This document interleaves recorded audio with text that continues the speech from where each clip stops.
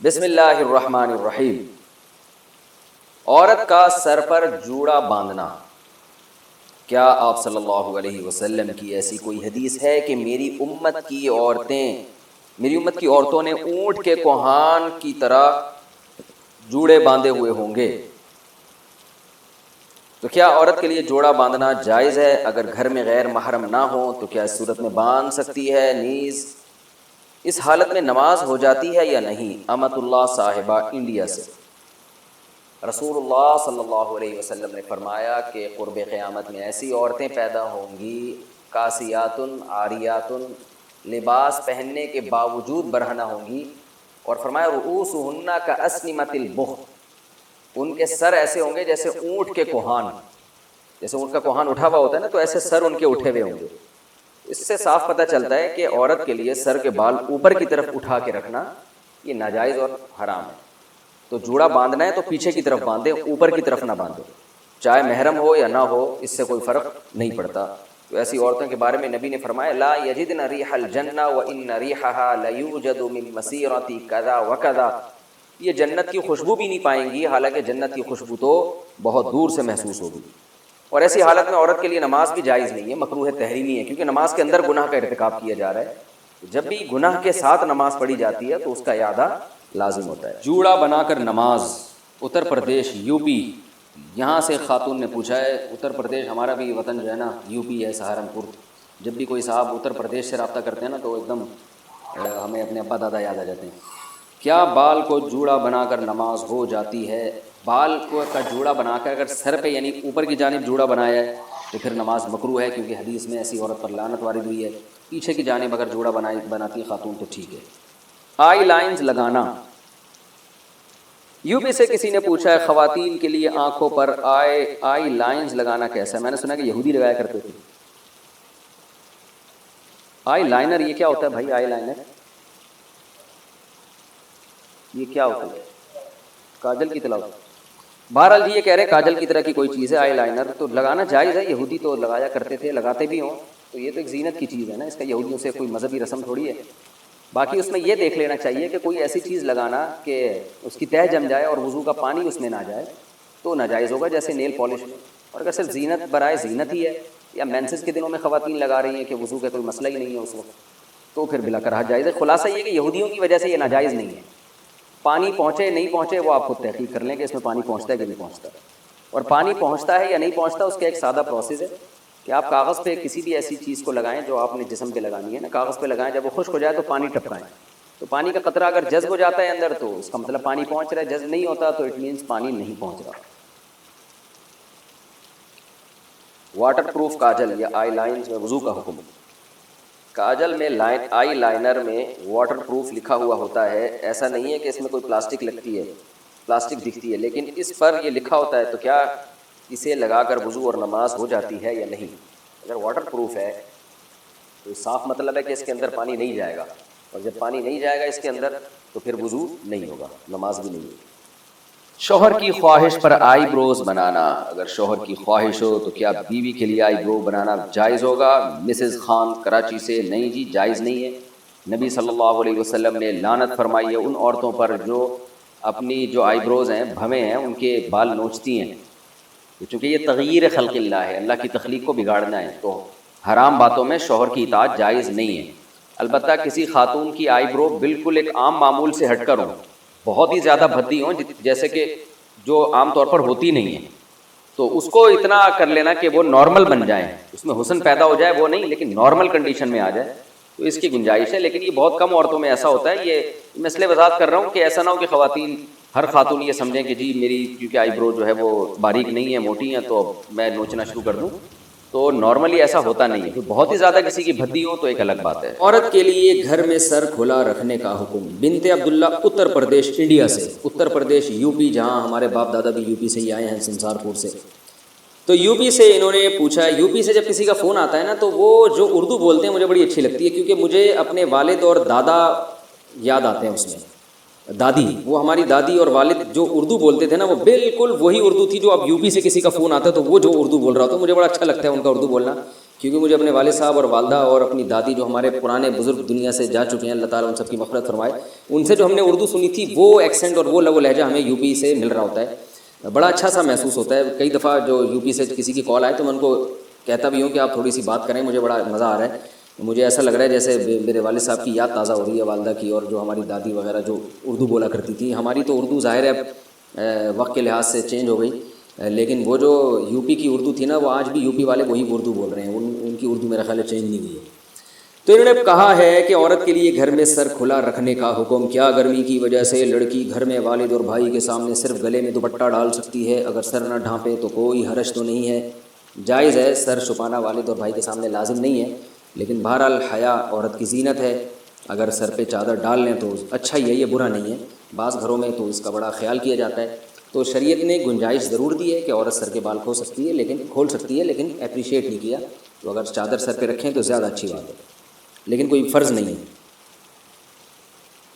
اذان کے دوران سر پر دوپٹہ لینا، کیا اذان کے وقت سر پر دوپٹہ نہ لینا گناہ کا باعث ہے؟ نیز اگر کوئی ضروری بات ہو رہی ہو یا قرآن کی کلاس ہو رہی ہو تو کیا اذان کے وقت اسے جاری رکھنے میں کوئی حرج تو نہیں؟ بنت اجمل بہاول نگر سے۔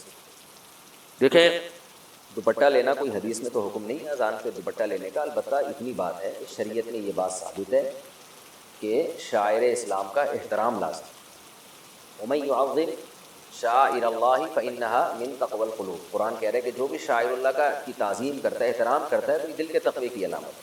اب احترام کا کوئی خاص طریقہ قرآن نے نہیں بتایا، یہ عرف پر چھوڑا گیا ہے، تو اذان کے شاعر اسلام میں سے اس کا احترام کرنا چاہیے۔ تو ظاہر خواتین کے لیے احترام کا یہی طریقہ ہے کہ سر پہ چادر لیں، وہ تھوڑا سمٹ جائیں، تھوڑا ایک یعنی وقار ظاہر کریں، تو اس لیے خواتین کو اذان کے وقت دوپٹہ لازمی لینا چاہیے۔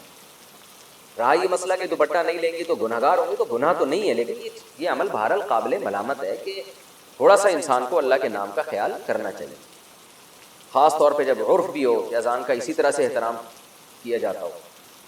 اور رہا یہ مسئلہ کہ اس وقت باتیں کرنا یا قرآن کی کلاس، تو بہتر تو یہی ہے، اور بہت تاکید ہے اذان کے احترام کی۔ تو اذان جب ہو رہی ہو تو آپ اپنی کلاس کو تھوڑی دیر کے لیے روک لیں، حتیٰ کہ فقہا کہتے ہیں بہتر یہ کہ تلاوت بھی نہ کی جائے اس وقت، باتیں بھی نہ کی جائیں، اذان کو سنا جائے۔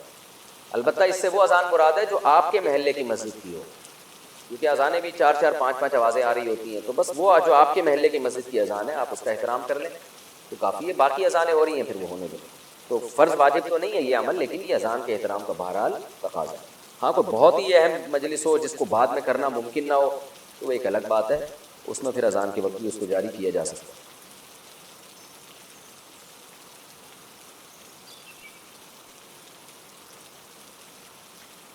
امام ابو حنیفہ رحمہ اللہ نے استدلال کیا ہے کہ 2 نمازوں کو سفر میں اکٹھا کرنا یہ بھی جائز نہیں۔ اکٹھے کا مطلب نمازوں کو قضا کر دیں۔ وجہ اس کی یہ ہے کہ آگے اللہ نے کیا فرمایا کہ میدان جنگ میں نماز اس طرح سے قائم کرو، حالانکہ یہ سفر بھی ہے، تو اگر ایک نماز کو دوسرے ٹائم پہ لے جانے میں قضا کرنے کی اجازت ہوتی تو اتنے تکلف کی کیا ضرورت تھی پھر۔ اور آگے قرآن میں یہ بھی آ رہا ہے انہی آیتوں میں کہ ان الصلاۃ کانت علی المؤمنین کتابا موقوتا، نمازیں ہم نے مومنین پر مقررہ اوقات میں فرض کی ہیں، تو اگر قضا کرنے کی تمہیں اجازت ہوتی تو پھر یہ تکلف کی کیا ضرورت تھی؟ ایک نماز کو تم مؤخر کر کے لے جاتے دوسرے ٹائم میں، بالکل آخر میں جا کے پڑھ لیتے۔ تو یہ تو سارا تکلف ہے اسی وجہ سے کہ نماز اپنے وقت سے نہ ٹلے۔ تو اس بیس پر امام حنیفہ اور امام ابو حنیفہ کے جو شاگرد ہیں امام محمد، امام ابو یوسف، ان کی رائے یہ ہے کہ سفر میں جو حدیث میں آتا ہے کہ نبی نے 2 نمازیں اکٹھی پڑھی ہیں، تو وہاں اکٹھی سے مراد یہ نہیں ہے کہ ایک نماز کو مکمل قضا کیا، بلکہ مطلب یہ ہے کہ ظہر کو آخر وقت میں پڑھا، اور جب آپ نے ظہر کی نماز مکمل کی ہے تو فوراً عصر کا وقت داخل ہو گیا، تو اس وقت فوراً عصر پڑھ لی۔ پھر مغرب کو آپ نے مؤخر کیا، اتنی دیر بعد پڑھا ہے کہ عشاء کا وقت شروع ہونے والا تھا، تو عشاء کا وقت جیسے ہی شروع ہونے والا تھا اس وقت مغرب پڑھی، اور جیسے ہی سلام پھیرا تھوڑی دیر میں عشاء کا وقت شروع ہوا تو پھر فوراً عشاء پڑھ لی۔ تو اس کو کہتے ہیں جمع سوری، یعنی دیکھنے میں لگ رہا ہے کہ 2 نمازیں اکٹھی پڑھی جا رہی ہیں، مگر حقیقت میں دونوں نمازیں اپنے اپنے وقت پر ہی پڑھی جا رہی ہیں۔ تو یہ جو بخاری اور مسلم کی احادیث ہے نا، جن میں آتا ہے رسول اللہ صلی اللہ علیہ وسلم نمازوں کو سفر میں جمع کر لیا کرتے تھے، ایک تو یہ آپ کا عام معمول نہیں تھا، سفر میں آپ صلی اللہ علیہ وسلم ہر نماز اپنے وقت پہ ہی پڑھا کرتے تھے، اس طرح سے بھی جمع نہیں کرتے تھے، عام معمول نہیں تھا کہ جو ہے نا ظہر کو مؤخر کرتے ہوں اور عصر کو مقدم، پھر مغرب کو ڈیلے کرتے ہیں اور عشاء کو مقدم کرتے ہوں. عام معمول آپ کا یہ نہیں تھا، لیکن جب آپ نے یہ کیا بھی ہے سفر میں، تو عبداللہ بن مسعود رضی اللہ تعالیٰ عنہ کی حدیث ہے کہ نبی صلی اللہ علیہ وسلم نے حج کے علاوہ کبھی بھی نمازوں کو جمع نہیں کیا ہے. یعنی حقیقت میں جمع حج میں کیا ہے. عام معمولات میں آپ کا جو جمع کا معمول تھا وہ جمع سوری تھا، یعنی صورتاً جمع کیا. اور اس کی سب سے بڑی دلیل مسلم کی حدیث ہے جس میں آتا ہے رسول اللہ صلی اللہ علیہ وسلم نے مدینہ میں بغیر کسی بارش کے، بغیر مرض کے، بغیر سفر کے آپ صلی اللہ علیہ وسلم نے 2 نمازیں اکٹھی پڑھی ہیں تاکہ امت پہ حرج واقع نہ ہو. تو ہم یہ کہتے ہیں کہ اگر اس حدیث کو ہم ایز اٹ از لے لیتے ہیں تو پھر تو اس سے پتہ چلتا ہے کہ یعنی بغیر عذر کے بھی آپ 2 نمازیں اکٹھی پڑھ سکتے ہیں. حالانکہ پوری امت کا اس پر اجماع ہے کہ 2 نمازیں بغیر عذر کے آپ اکٹھی نہیں پڑھ سکتے. تو ہم یہ کہتے ہیں جو تعویل آپ یہاں کر رہے ہیں نا، کہ ہم یعنی جو تعویل آپ یہاں کر رہے ہیں وہی تعویل آپ دوسری حدیثوں میں بھی کریں. یہاں کیا تعویل کر رہے ہیں بھائی؟ یہ جو نبی نے مدینہ میں بغیر سفر کے 2 نمازیں اکٹھی پڑھی ہیں، تو اکٹھی کا مطلب یہ بھی تو ہو سکتا ہے نا کہ ظہر کو مؤخر کیا عصر کے قریب تک، اور ظہر پڑھ کے فوراً پھر عصر کا وقت داخل ہوتا ہی عصر پڑھ لیں. تو یہ مجبوری کی حالت میں بلا کراہت جائز ہے، اور بغیر مجبوری کے اگر کبھی کوئی کر لے تو ٹھیک ہے، معمول بنانا ٹھیک نہیں. تو سفر میں مجبوری ہو تو اس طرح سے تو جمع کیا جا سکتا ہے. اسی طرح بیماری میں کوئی مریض ہے، ان کو بھی ہم یہ مشورہ دیتے ہیں کہ آپ جو ہے جیسے بار بار پیشنٹ کو وضو کرانا مشکل ہے تو طہارت مشکل ہوتی ہے، تو ہم یہ کہتے ہیں بھائی ظہر عصر کے ٹائم دیکھ لو اور مغرب عشاء کا ٹائم دیکھ لو. تو ان کے لواحقین سے کہا جاتا ہے، مریض کے تیمارداروں سے، کہ بھائی آپ ان کو وضو کرائیں بالکل آخری وقت میں. جیسے 7:30 پر مغرب کا وقت ختم ہو رہا ہے تو آپ ان کو 7:20 پہ وضو کروائیں، طہارت کروائیں، اور یہ 5 منٹ میں مغرب کی نماز پڑھیں، اور 7:30 بجے سے پہلے سلام پھیر دیں، اور 7:30 جیسے ہی بجیں 1-2 منٹ انتظار کر کے فوراً عشاء بھی پڑھ لیں ساتھ. یہی کام ظہر عصر میں کریں. تو اس طرح سے جائز ہے. اور ہاں، حج کے موقع پر نبی صلی اللہ علیہ وسلم سے ثابت ہے کہ آپ نے مزدلفہ میں عرفات میں مغرب کی نماز کو آپ نے قضا کیا، اور وہ مزدلفہ میں مغرب عشاء جمع کر کے پڑھی ہے. تو وہاں جمع سے جمع حقیقی مراد ہے. اور اس کی ایک لاجک بھی بنتی ہے کہ حج میں بہت سارے ہم سے کام ایسے کروائے جاتے ہیں جو بظاہر کے لاجیکل ہیں، جیسے سر مڈوا لینا، احرام ہے، خوشبو لگانے پر پابندی ہے. تو یہ ساری چیزیں حج میں کروائی جاتی ہیں خلاف قیاس. تو حج تو ہے ہی خلاف قیاس، یعنی حج میں تو کام وہی کروائے جاتے ہیں جو آپ پوری زندگی نہیں کرتے، تاکہ آپ سے پریکٹس کروائی جاتی ہے کہ اپنے مزاج کو دین میں داخل نہ کرو، معمول سے ہٹ کے کام کرو، تاکہ یہ پتہ چلے کہ ہم اللہ کے بندے ہیں یا اپنی خواہشات کے غلام ہیں. تو حج پر باقی چیزوں کو قیاس نہیں کیا جا سکتا. تو خلاصہ یہ نکلا کہ ہماری رائے میں، اور 50% سے زیادہ امت اسی رائے کو فالو کرتی رہی ہے، کہ سفر میں یا بیماری میں آپ نماز کو اپنے وقت سے قضا نہیں کر سکتے. نماز آپ کو اپنے ٹائم پہ ہی پڑھنی پڑے گی. البتہ کبھی کوئی واقعی عذر ہو تو پھر اس طرح پہ عمل کیا جاتا ہے کہ ظہر کو آپ مؤخر کر دیں عصر کے قریب، اور عصر کا وقت داخل ہوتے ہی عصر پڑھ لیں. مغرب کو آپ ڈیلے کریں عشاء کے قریب سے، اور عشاء کا وقت داخل ہوتے ہی آپ عشاء پڑھ لیں. اس پر یہ جمع سوری کہلاتی ہے. اور یہ عبداللہ بن عمر سے بھی ثابت ہے کہ اسی طرح انہوں نے سفر میں جمع کیا. اور رسول اللہ صلی اللہ علیہ وسلم سے بھی ہماری رائے میں جو احادیث منقول ہے ان کا یہ مفہوم ہے. باقی اس پہ کہنے کے لیے اور بہت کچھ ہے، تو میں جتنی اس بارے میں احادیث پیش کی جاتی ہیں اس پہ میں الگ سے انشاءاللہ میرا ارادہ ہے کہ کلپ ریکارڈ کرواؤں. ایک حدیث جو بھی 2 نمازیں اکٹھی پڑھنے کے بارے میں حدیث آتی ہیں ان میں سے ایک حدیث کا الگ سے ہم تجزیہ کریں، کیونکہ ہمارے ملک میں بھی اس کا رواج ہوتا چلا جا رہا ہے. میں نے بہت دیکھا ہے لوگوں کو سفر میں کہ وہ بڑے آرام سے ظہر کے ساتھ عصر پڑھ رہے ہیں، پھر مغرب کے ساتھ عشاء پڑھ رہے ہوتے ہیں، بعض عشاء کے ساتھ مغرب پڑھ رہے ہوتے ہیں. تو جو ہے اب اس کو یعنی وہ سمجھتے ہیں کہ گویا اس میں امام ابو حنیفہ کا قول کمزور ہے. وہ کہتے ہیں دیکھو بخاری مسلم کی حدیث نمبر میں نبی نے سفر میں 2 نمازیں اکٹھی پڑھی ہیں، تو یہ یہاں بر صغیر کے علماء کس بیس پہ انکار کر رہے ہیں؟ جب نبی نے پڑھی ہیں تو یہ کیسے منع کر رہے ہیں؟ تو نبی نے کس طرح پڑھی ہیں وہ میں نے آپ کو بیان کر دیا آپ کے سامنے. اس پر میں باقی مدلل ایک الگ سے انشاءاللہ میں کلپ ریکارڈ کرواؤں گا. تو اس بارے میں امام حنیفہ کی رائے بہت زیادہ مضبوط ہے، اور نماز کی اہمیت بھی اسی کا تقاضا کرتی ہے، کیونکہ انہی آیتوں میں جو میدان جنگ میں اللہ نے نماز کا طریقہ بتایا، آگے اللہ اس کی وجہ یہ بیان کر رہے ہیں کہ ہم تمہیں اتنی اہمیت سے نماز پڑھنے کا حکم اس لیے دے رہے ہیں کہ سوال پیدا ہوتا ہے نا، اللہ بعد میں قضا کر لیں گے نا، ابھی کیا ٹینشن ہے کہ میدان جنگ میں لڑ رہے ہیں اور ابھی تو ہمیں نمازیں پڑھوا رہا ہے اس طرح سے کہ 1 رکعت نبی کے پیچھے ابھی پڑھ لو، پھر بعد میں آگے 1 رکعت پڑھ لینا، تو کیا ٹینشن کی ضرورت ہے، بعد میں پڑھ لیں گے. آگے اللہ نے فرمایا ان الصلاۃ کانت علی المؤمنین کتابا موقوتا، نمازیں مومنین پر مقررہ اوقات میں فرض ہیں. تو یہ آیت سفر کو بھی شامل ہے، خاص طور پہ یہ نازل جس سے پیرائے میں ہوئی ہے وہ تو سفر اور جنگ کی بات ہو رہی ہے. تو یہ اسی کے بارے میں نازل ہوئی ہے کہ بھائی ہم کیسے تمہیں قضا کرنے کی اجازت دیتے ہیں، ہر نماز کا مقرر وقت ہے. تو یہ آیت بہت مضبوط دلیل ہے امام ابو حنیفہ کے موقف کی کہ سفر کے بارے میں بھی یہ آیت ہے، حضر کے بارے میں بھی ہے. اور اس کے مقابلے میں جو احادیث ہیں وہ اتنی واضح نہیں ہیں کہ جن سے ہم اس آیت کو چھوڑ دیں، ان میں وہ قابل تعویل ہیں، ان میں جمع کا مطلب میں ابہام ہے۔ پھر صحابی جو بیان کرنے والے ہیں کہ ظہر کے عصر کے وقت تک مؤخر کیا، تو عصر کے وقت تک کا مطلب کیا ہے؟ عصر داخل ہو چکا تھا یا ابھی داخل نہیں ہوا تھا؟ جب آپ کہتے ہیں میں مسجد تک گیا، تو بعض دفعہ اس سے یہ مراد ہوتی ہے کہ مسجد میں داخل ہوا، بعض دفعہ یہ مراد ہوتی ہے کہ مسجد کے قریب تک گیا میں۔ تو مبہم احادیث ہیں، بہت واضح نہیں ہے، اور بہت سے صحابہ سے اس کے خلاف بھی ثابت ہے۔ اس لیے احتیاط اسی میں ہے کہ جب آپ سفر کریں ہر نماز اپنے مقرر وقت پر پڑھیں، اس میں نماز کو دوسرے وقت میں قضا نہ کریں۔ اور جو اہل حدیث حضرات ہیں ان سے بھی میں گزارش کرتا ہوں، اگر وہ پھر بھی اس موقف کو نہیں مانتے، وہ اسی پہ قائم رہتے ہیں کہ نہیں جی ہم 2 نمازیں اکٹھی پڑھیں گے، ان کے علماء کا اگر یہ موقف ہے، وہ اپنے علماء کو اگر اس میں فالو کرتے ہیں، تو پھر اس بات کا بہرحال اہتمام کریں کہ اگر ہم یہ فرض کر بھی لیتے ہیں کہ نبی صلی اللہ علیہ وسلم نے ظہر اور عصر کو ملا کے پڑھا ہے، ملا کے کا مطلب ایک ہی وقت میں پڑھ لیے، تو بھی یہ نبی صلی اللہ علیہ وسلم کی عام سنت نہیں تھی۔ علامہ ابن قیم رحمہ اللہ نے اس کی تصریح کی ہے کہ نبی کی یہ متواتر سنت نہیں ہے۔ سفر میں نماز میں کمی کرنا تو نبی کی متواتر سنت ہے، ہمیشہ کیا ہے، لیکن جمع ہمیشہ کی سنت نہیں ہے، تو یہ بھی کبھی کبھار۔ جبکہ ہم اپنے اہل حدیث بھائیوں کو دیکھتے ہیں کہ وہ ہمیشہ ہی سفر میں 2 نمازیں اکٹھی پڑھ رہے ہوتے ہیں، یہ تو خود نبی کی سنت کے بہرحال خلاف ہے، علماء کی تصریح کے مطابق اور نبی کے عمل کے مطابق۔ اور آخر میں احناف کے موقف کی ایک دلیل اور بھی دینا چاہتا ہوں، امام حنیفہ کے موقف کے مضبوط ہونے کی، کہ وہ دلیل نظر کہلاتی ہے، یعنی عقلی دلیل، کہ اسلام نے سفر میں 4 رکعتوں کو 2 کر کے آسان کر دیا۔ اس کی بنیادی وجہ یہی ہے کہ آپ قضا نہ کریں نماز، کیونکہ 4 پڑھنے میں اس کا امکان ہے کہ آپ کہیں بھائی میرے پاس ٹائم نہیں ہے، ٹرین نکل رہی ہے، جہاز نکل رہا ہے، یہ ہو رہا ہے وہ ہو رہا ہے، تو آپ یہ کہہ کے چاروں چھوڑ سکتے تھے، یا آپ تھکے ہوئے ہیں ٹینشن میں، تو اللہ نے 4 کی 2 کر دی۔ یہ 2 کی ہی اس لیے ہے تاکہ آپ کے پاس قضا کرنے کا عذر نہ رہے۔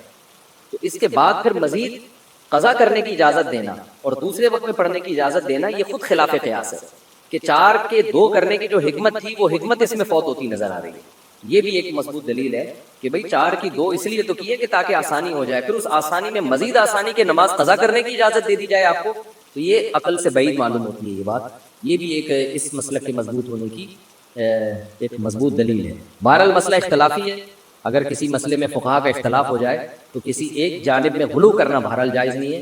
میرا مقصد صرف یہ بتانا تھا کہ یہ جو ہمارے ہاں مشہور ہے اور بہت سے اسکالرز کہتے ہیں کہ امام حنیفہ کا موقف دلیل کے لحاظ سے اس بارے میں بالکل کمزور ہے، اتنی ساری حدیثیں جن میں آتا ہے نبی نے 2 نمازیں اکٹھی پڑھی ہیں، اور یہ پتہ نہیں کیوں بر صغیر کے علماء اس کو مانتے نہیں ہیں۔ تو میرا مقصد صرف اس بات میں یہ بتانا ہے کہ بر صغیر کے علماء کے موقف کے مضبوط ہونے کے بہت مضبوط دلائل ہے، یہ بتانا، کسی دوسرے کے مسلک پہ طنز نہیں ہے۔ کوئی پھر بھی اگر شافعی فقہ کو فالو کرتا ہے یا حنبلی فقہ کو فالو کرتا ہے اور اس کو وہ صحیح لگتا ہے تو ٹھیک ہے، اس پر عمل کرے، لیکن دوسرے پہ طنز نہ کرے۔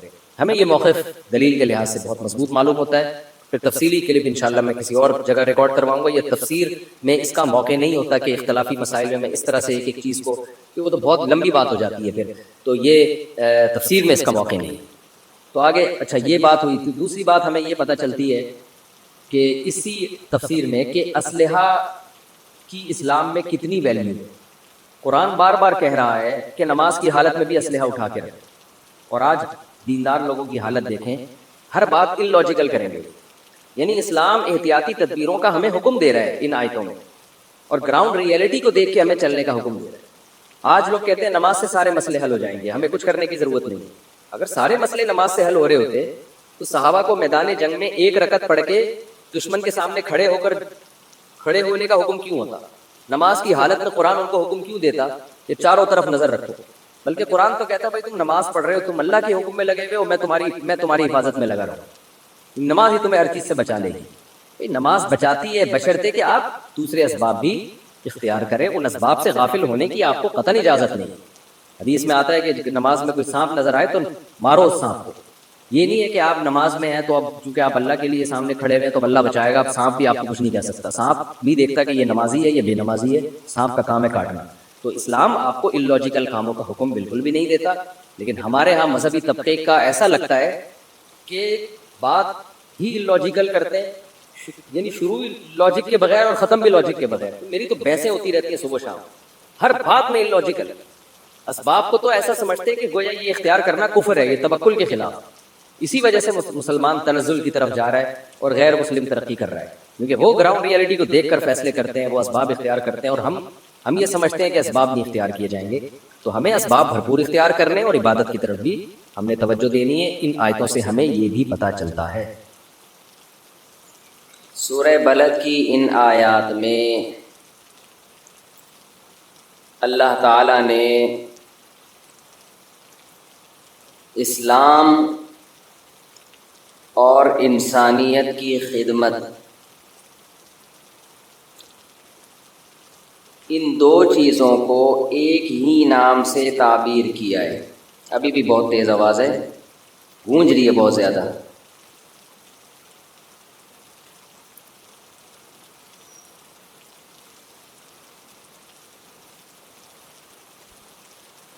وما ادراک ما العقبہ، قرآن میں اللہ تعالیٰ کا ارشاد ہے کہ اللہ نے انسان پر بہت ساری نعمتیں کی، نعمتیں دیں انسان کو، لیکن انسان مشکل راستے کو اختیار نہیں کرتا، وہ عیش میں، آسانیوں میں لگا رہتا ہے۔